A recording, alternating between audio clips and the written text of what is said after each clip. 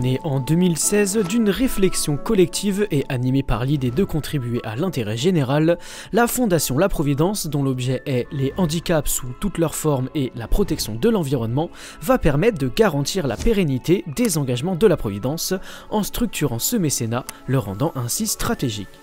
Ce nouvel engagement sociétal vient compléter notre stratégie RSE axée sur les enjeux environnementaux, sociaux et économiques.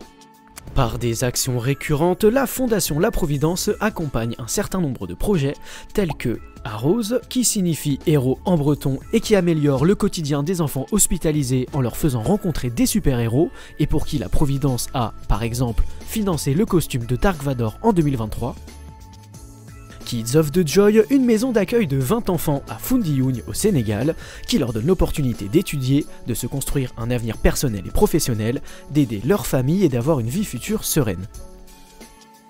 L'Everest, fondé par Christine Janin, première femme à gravir l'Everest, et qui organise des stages de randonnée à Chamonix pour des enfants atteints de cancer ou de leucémie et des femmes en rémission d'un cancer du sein.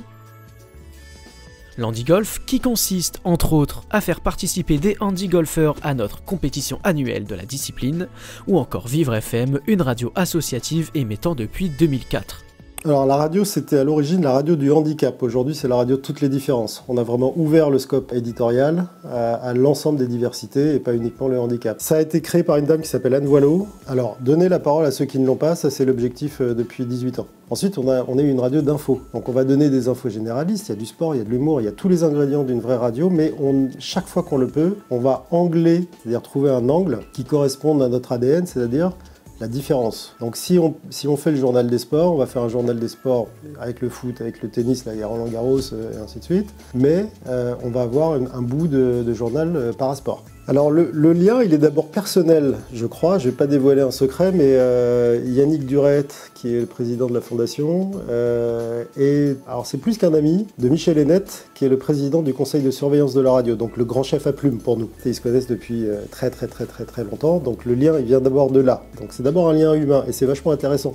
Ensuite, il y a un lien financier qui est précieux pour nous, c'est-à-dire que la Fondation nous épaule chaque année maintenant, et elle nous permet justement d'avoir des résultats, parce que le but du jeu, c'est pas de nous mettre à fond perdu, c'est quand même à un moment que ça serve à quelque chose et que ce soit mesurable. Toutes ces actions ont été rendues possibles grâce à l'investissement de ses membres du conseil d'administration. Sur proposition de M. Duret et des autres membres du conseil d'administration, ils m'ont proposé d'intégrer le conseil d'administration, ce que j'ai accepté avec plaisir parce que je trouve ça vraiment très intéressant, très motivant et très responsable d'une certaine manière. Dans le rôle, du coup, il y a aussi de proposer des associations qui s'inscrivent pleinement dans la logique de mécénat de la Fondation La Providence. Et si il est acté au sein du conseil que nous allons les accompagner, et bien après c'est assurer le lien entre la fondation et ces associations que nous mécénons. L'objectif de la fondation, c'est de se positionner sur des projets qui font sens pour nous au regard de la question du handicap. Rien n'est encore acté, mais on se questionne aussi pour accompagner une association qui serait engagée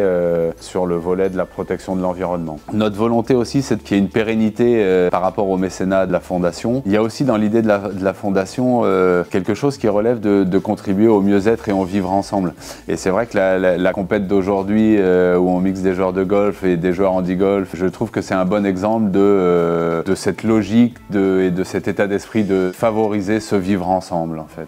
Nous sommes donc très heureux de vous faire partager cette initiative et ne manquerons pas de vous présenter les projets à venir de la Fondation La Providence.